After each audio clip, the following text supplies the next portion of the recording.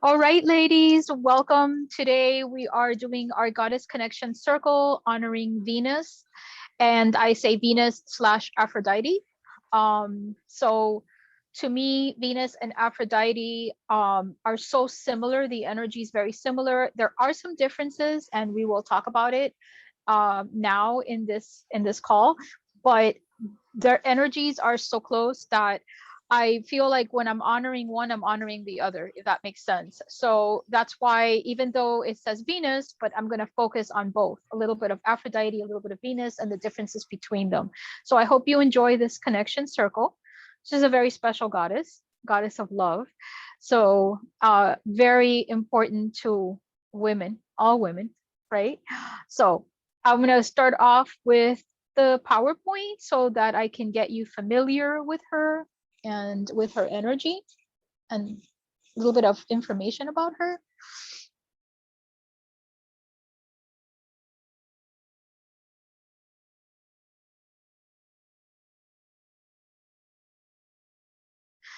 Okay, so first off, our outline is going to cover Venus, Aphrodite, Roman versus Greek, her sacred symbols, and some rituals to the goddess.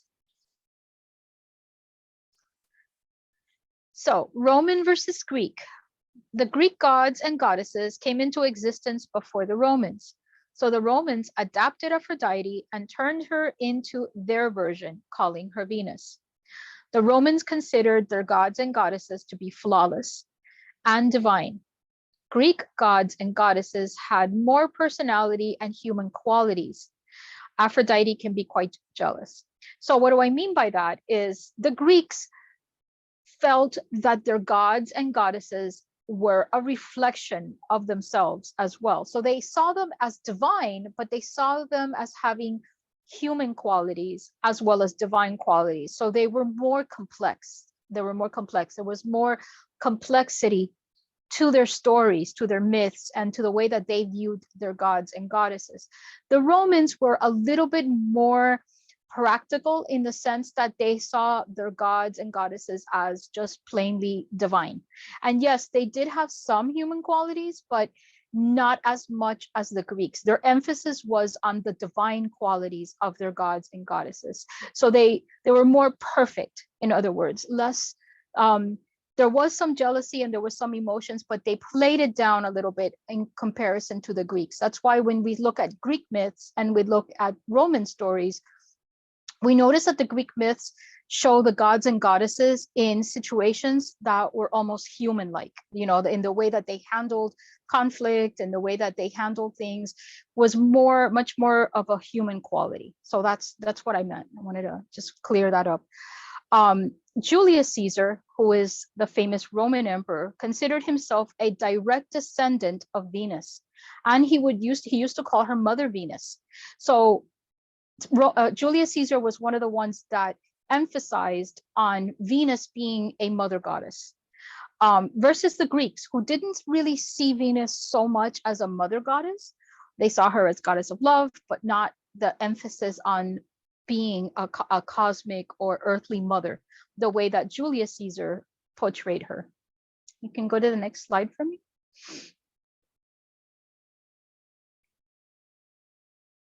So, goddess of love and passion. The Greeks connect to Aphrodite for passion, love. She's considered a goddess of desire, of lust, passion. The Romans, in other words, connect to Venus for domestic bliss, a goddess that will bless their marriage and their home, but she's also love and passion. So main difference here is that Aphrodite, when seen through the lenses of the Romans, they see her as, just as passionate, just as lustful, just as much of a love goddess, but they add the dimension of domestic bliss, marriage, a goddess that is watching out for their home, watching out for the love between the family, not just the love, the passionate love, but also love in general, love in all its forms, and also watching over that there's peace in the home, that the marriage is functioning and going well, that the family's happy. So it has that she has that dimension to her as far as the Romans see her versus the way the Greeks see her. You can go to the next slide for me. So Greeks consider Aphrodite to be the patroness of love, beauty, desire, sex, fertility, and passion. The Romans, on the other hand, added the following qualities to the ones I just mentioned for the Greeks, and that's prosperity. So they saw her as a goddess of prosperity, victory, prostitutes. She was the patroness of prostitutes in Rome. She was also a goddess of motherhood, marriage, good luck, and peace. So if you wanted peace in your life, Venus. If you wanted good luck, definitely Venus. But the interesting thing is victory, because the Romans were more warlike, tend to be more warlike than the Greeks. They were more emphasized on their capacity for army and victory and war. They added that special quality to Venus, right? They saw her as all of the above, but also will help them be victorious in battle. So they would turn to her for that. Another quality, I didn't put it here on the slide, but another thing that I wanted to mention as far as the way the Romans viewed Venus is that the Romans also saw Venus as a goddess of the harvest as well.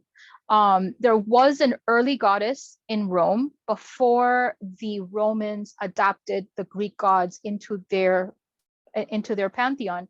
They had a goddess that was all about fertility, but all about the harvest and everything to do with farming, planting, the harvest, springtime. And so when Aphrodite became Venus for the Romans, that was another quality that they added to Venus that was a little bit different from Aphrodite. So I wanted to also mention that. You can go to the next slide for me. Slight differences between the two goddesses. As you can see in this picture, I emphasized the dove. That's one of her sacred animals. Sorry. She's the Roman goddess of peace. Venus is also, once again, a war goddess for the Romans, called to bring victory over their enemies. So sorry. I meant to get a bottle of water with me. She does not have these qualities as the Greek goddess Aphrodite. So it's not that you can't connect to Aphrodite for peace or to help you overcome problems. Sorry. But she's viewed a little bit different from the way the Romans would view her. So the Romans definitely view her as a goddess of victory, war, and because they had so many wars, they always emphasized on turning to Venus to bring peace to the land, to bring peace to the family.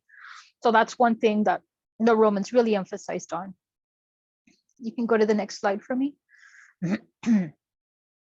So here's a little bit about the birth story, how Aphrodite and Venus came about. So I'm going to talk about the Greek version of Aphrodite. According to Hesiod, who was a very famous writer and philosopher, Aphrodite / Venus was born when Uranus's genitals, Uranus for the Romans was called Kelos, fell into the sea after he was castrated by his son Cronus, which to the Romans was Saturn. The goddess of love emerged from the waters on a scalloped shell, fully grown, nude, and more beautiful than any mortal or goddess or anyone had ever seen before. Zeus, which is Jupiter for the Romans, married her off to Hephaestus or Vulcan, the ugliest god in Mount Olympus, in order to not cause chaos among the gods who all wanted her. Despite this, she had multiple affairs with various male gods and also had multiple children, including Eros, who is known as Cupid to the Romans.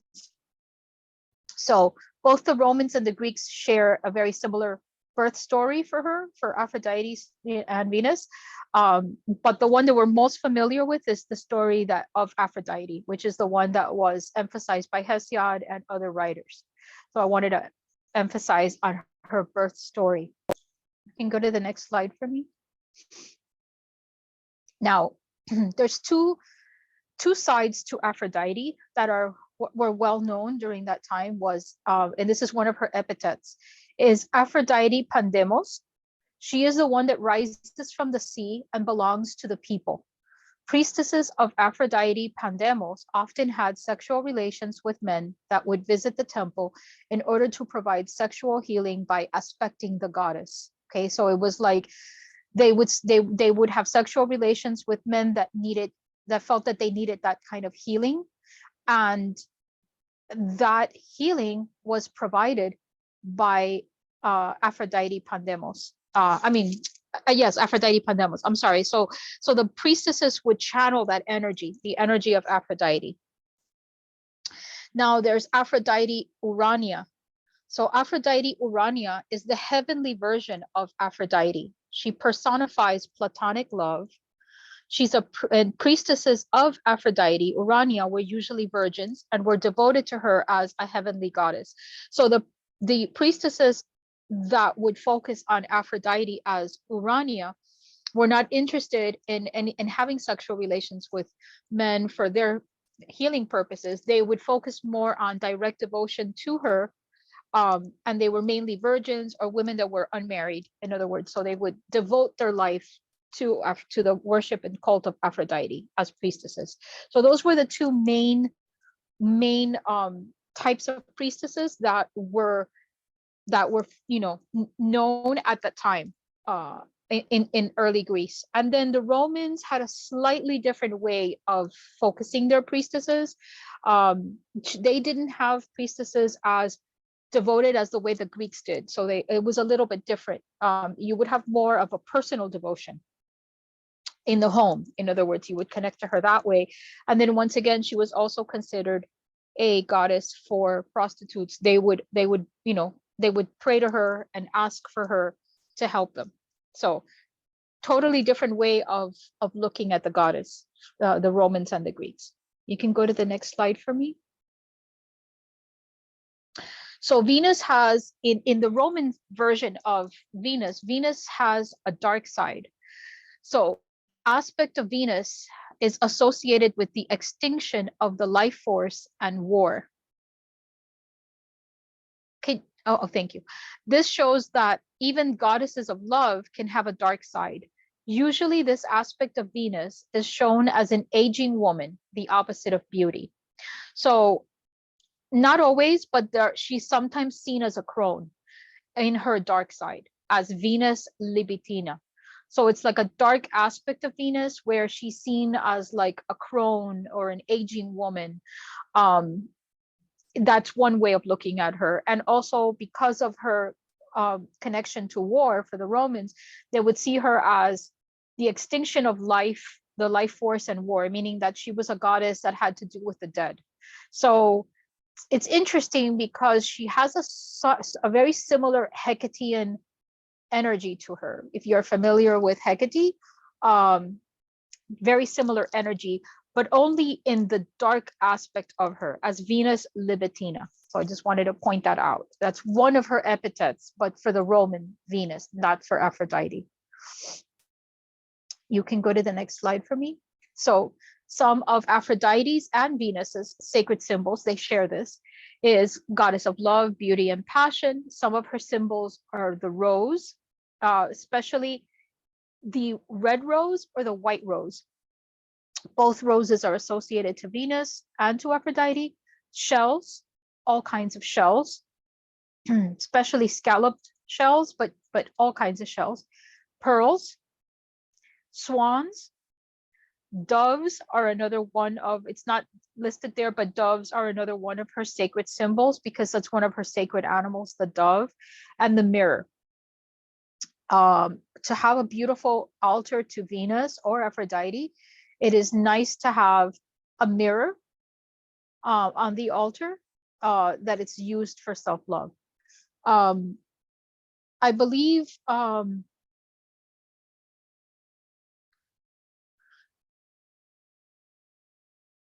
okay.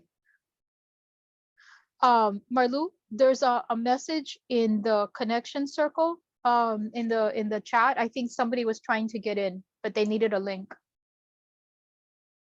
So I don't know if you could look real quick. Okay, so pearl, swan, and the mirror. Another thing I wanted to mention, another sacred animal of Aphrodite is also rabbits, hares. Hares and bunnies are also sacred animals to Aphrodite. And turtle doves, regular doves, and also bunnies. So these are some of her animals. And of course, aquatic animals, the dolphins and all animals of the sea, because she is a goddess that came from the ocean. So there's a strong association of aquatic or marine animals to both Aphrodite and Venus. Could we pause a minute? Sure, go ahead. Okay, I'm going to pause sharing a second. All right, ladies, sorry about that. Some technical difficulties with our link. Okay, so anyway, so that's her sacred symbols. You can go to the next slide for me. Okay, so here is an offering ritual for love and beauty. These are some offerings you can put for both Venus and Aphrodite. Olives, walnuts, pomegranate seeds, strawberries, cherries, little tomatoes, flowers. She loves flowers, especially roses. Another flower that is very related to her is the violets. Violets and anemone. I cannot never say that word. Anemone. Okay. Anemone. I'm sorry, I'm probably mispronouncing it, but it's a hard word to pronounce, but it's a very sacred flower to both Venus and Aphrodite. Figs, cheese, crackers, other seasonal items are placed before Aphrodite and Venus. You could pour her a glass of water or wine, and then this is a song that you can sing 3 times, which is Aphrodite or Venus of the sea, friend of dove and sacred bee, queen of sensuality, lay your blessings on me that I may walk in love and beauty. So you sing this 3 times as you pour these offerings for her on an altar. And this is just a way of connecting with her, bringing her into a ritual. And go to the next slide for me.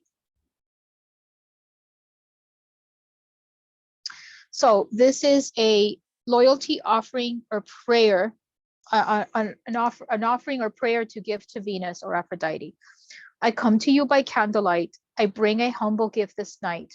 View my soul and weight my truth. I love, respect, and honor you.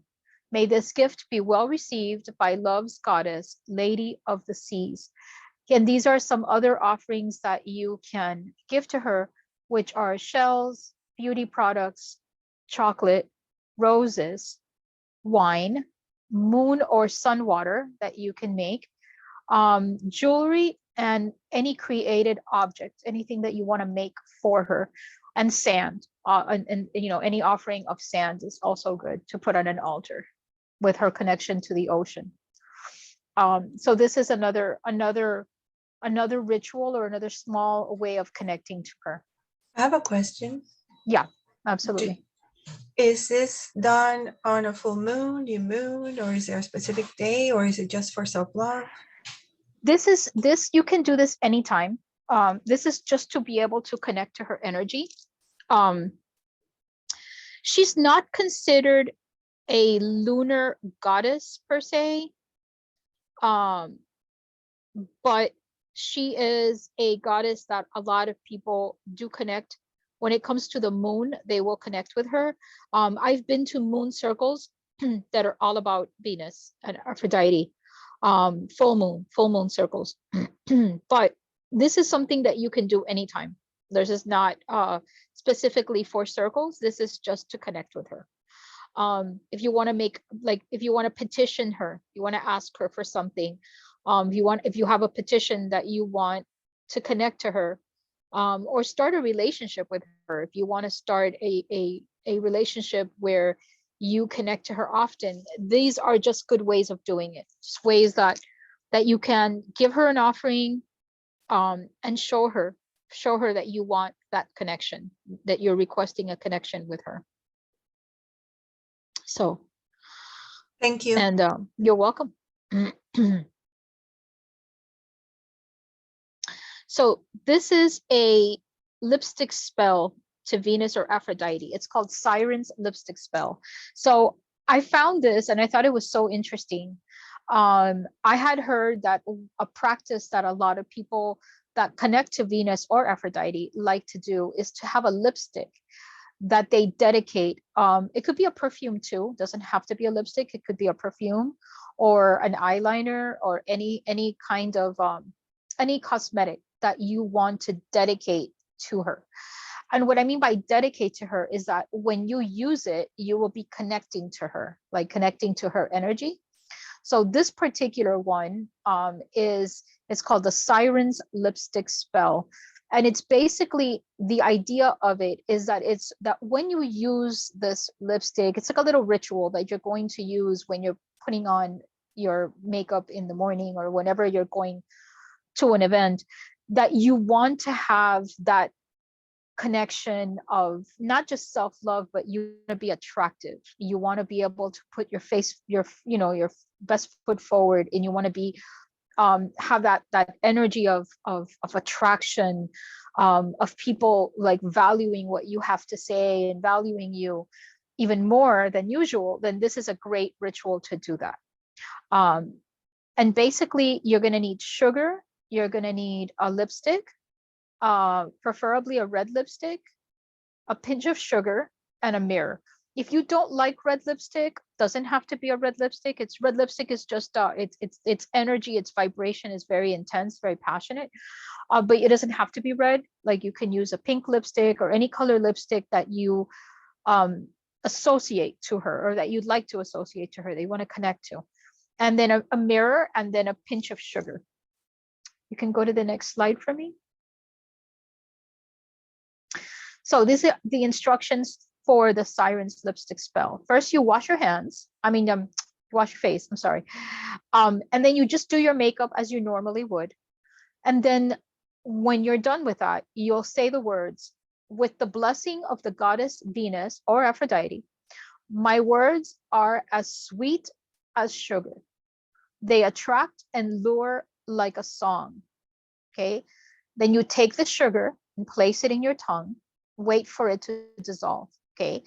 Then you close your eyes. You close your mouth. I'm sorry. And as you do this, think about how you want your words to affect others.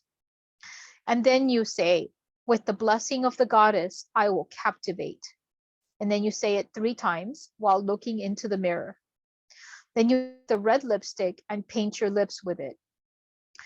After you're done doing this, you could sing a song that you associate with beauty or hum.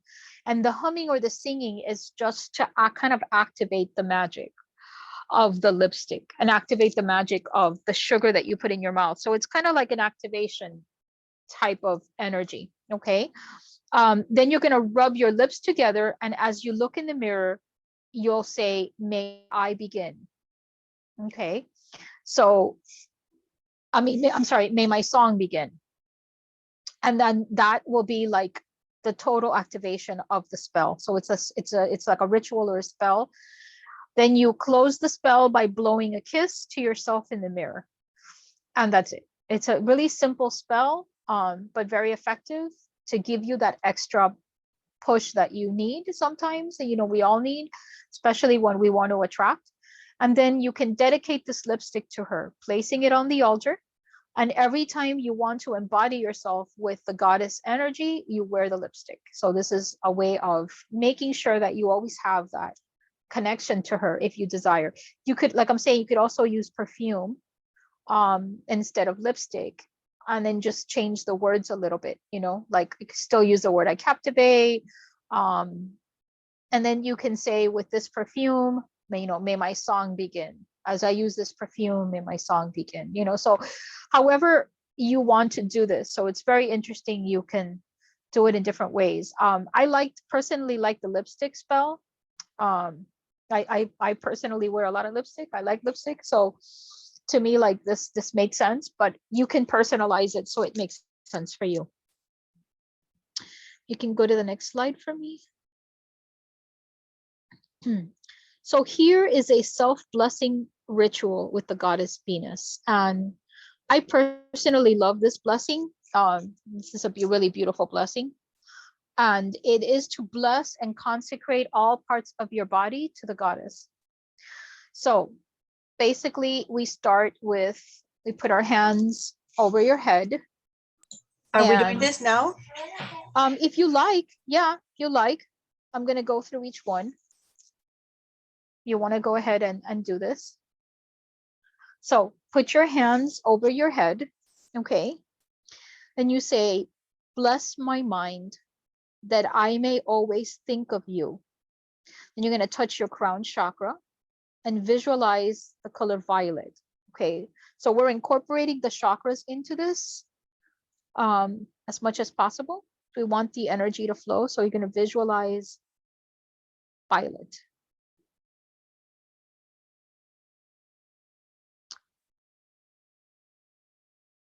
When you're ready,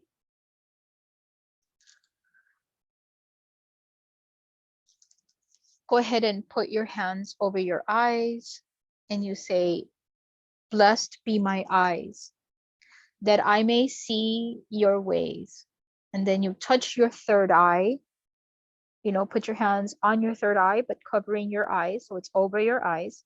And then visualize the color indigo right in the center of your third eye.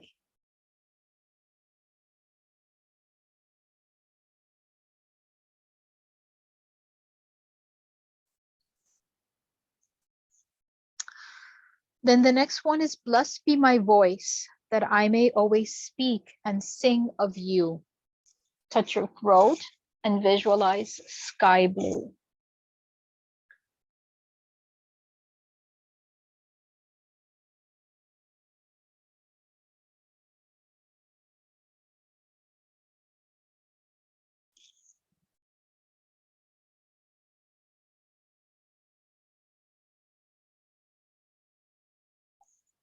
Next, put your hands over your heart. Visualize green as you say, blessed be my heart that I may love myself, others, as I love you. And you touch your heart and you visualize green.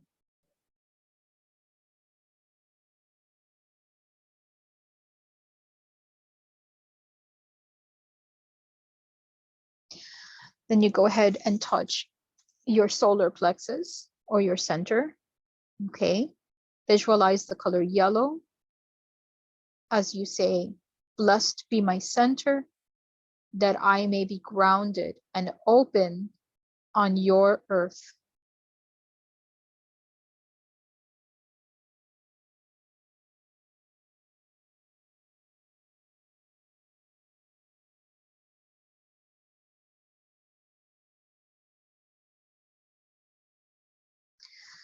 Then go ahead and put your hands on your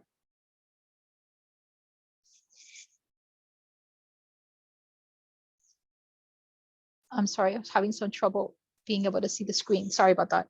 Okay, so then you're going to touch your womb center, right?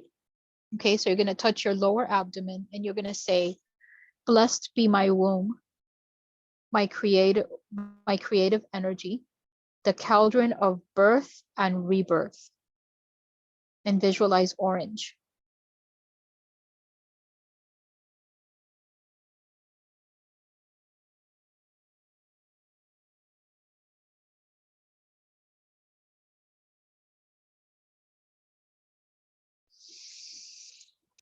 The next one will be blessed be my vagina, or you could say my yoni, whichever one you feel more comfortable with, either one.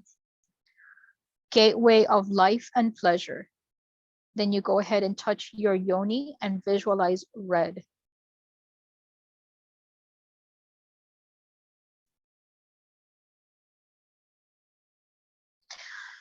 And you want to go ahead and touch your hands or hold your own hands and say, blessed be my hands that I may do your work.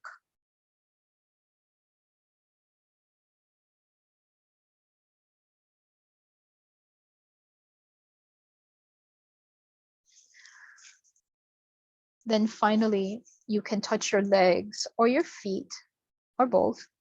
And you can say, blessed be my legs and feet, that I may always walk and dance upon your paths.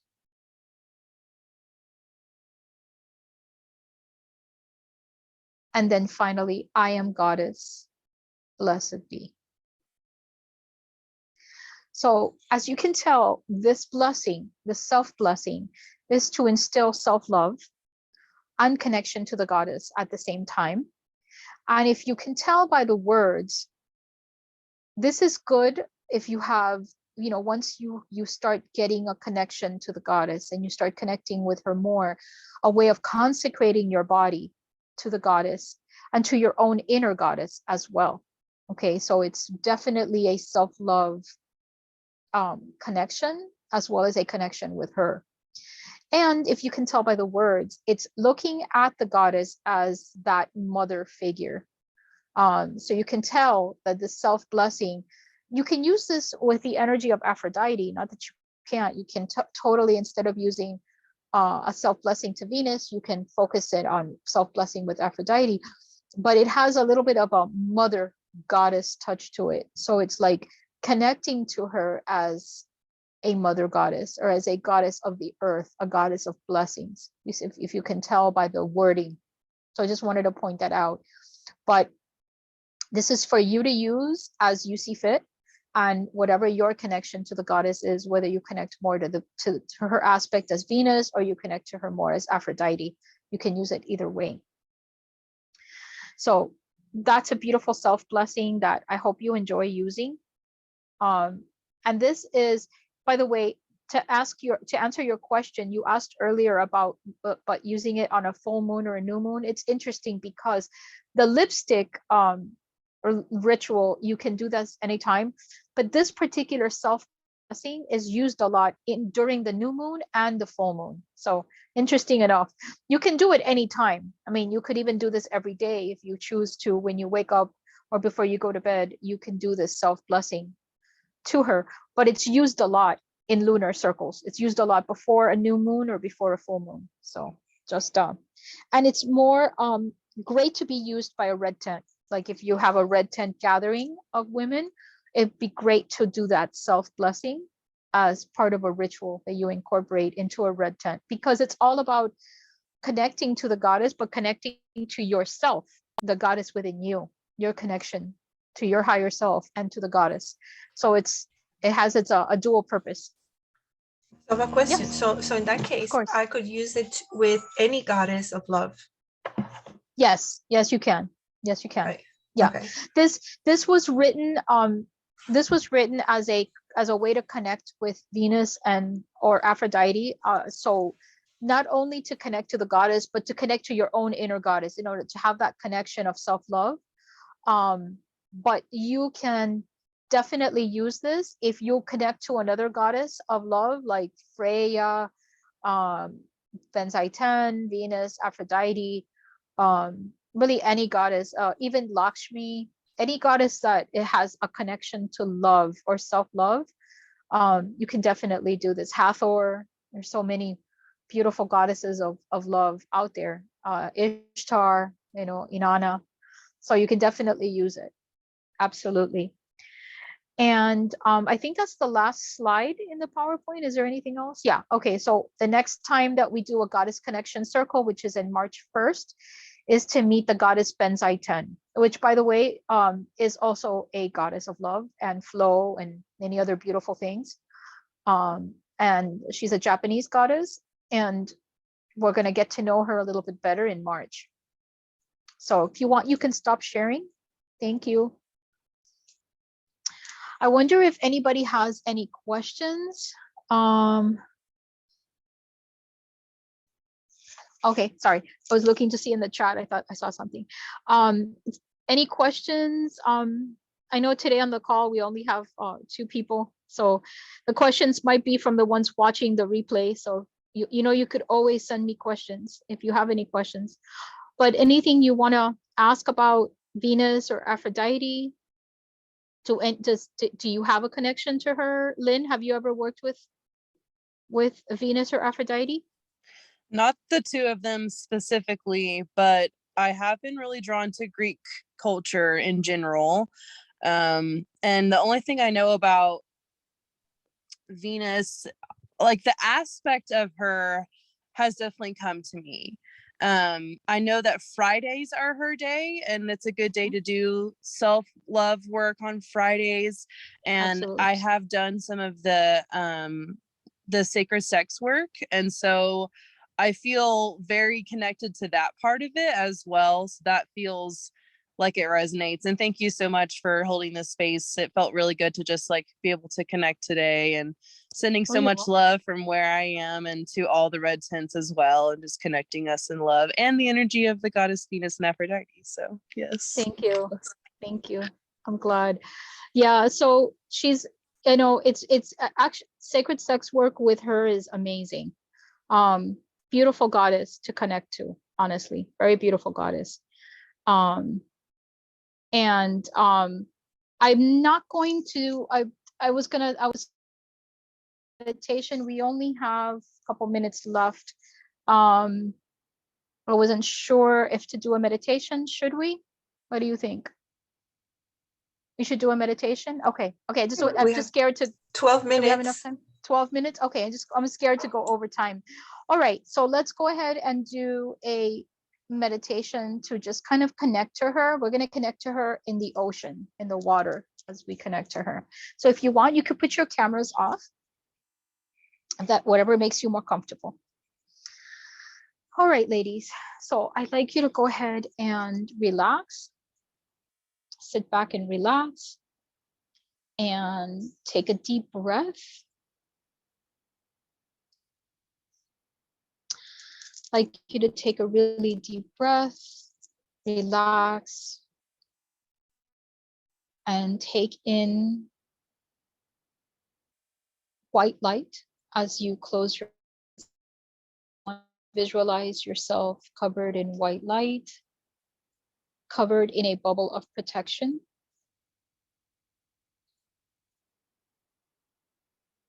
As we start our journey.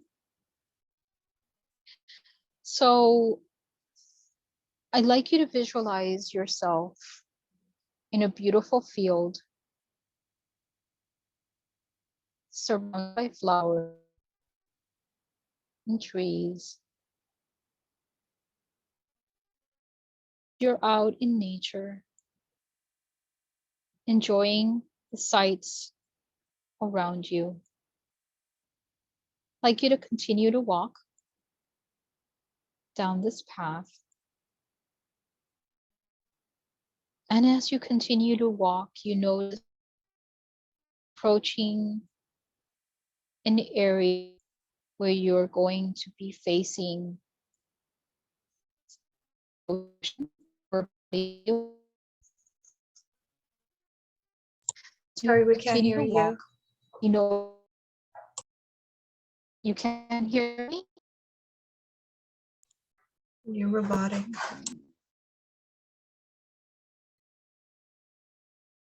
Okay, how about now? Can you hear me now?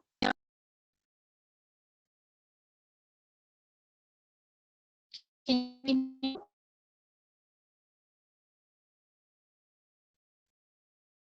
Martin, can you hear me? It's hard to hear. It's your robot. Okay, I think it's not the meditation. It's going to be very difficult for anybody to concentrate on a meditation like this. Sorry, ladies. I'm having some problems with my internet. Okay. I'll go ahead. Yeah, let's skip the meditation because it's gonna be. I can't. I don't have any Wi-Fi, and I'm using the internet. On my phone. We have Okay. there's nothing I could do. Okay. So sorry. I know you. Sorry about technological problems. Okay. Okay. Well, So thanks. I want to thank everybody for Lynn Thank for you. coming. And Thank you, Lynn. Sorry ooh, about I that. hear you now, Lisette. Yeah, yeah. So thank you for coming, and let's watch the replay. Meditation. Sorry about that, but I'm having really strong internet. Okay. Thank you. Thank you, Lynn. Thank you, thank you, thank you, thank you, thank you. We're here. Thank you. Thank you, and see you next month, ladies.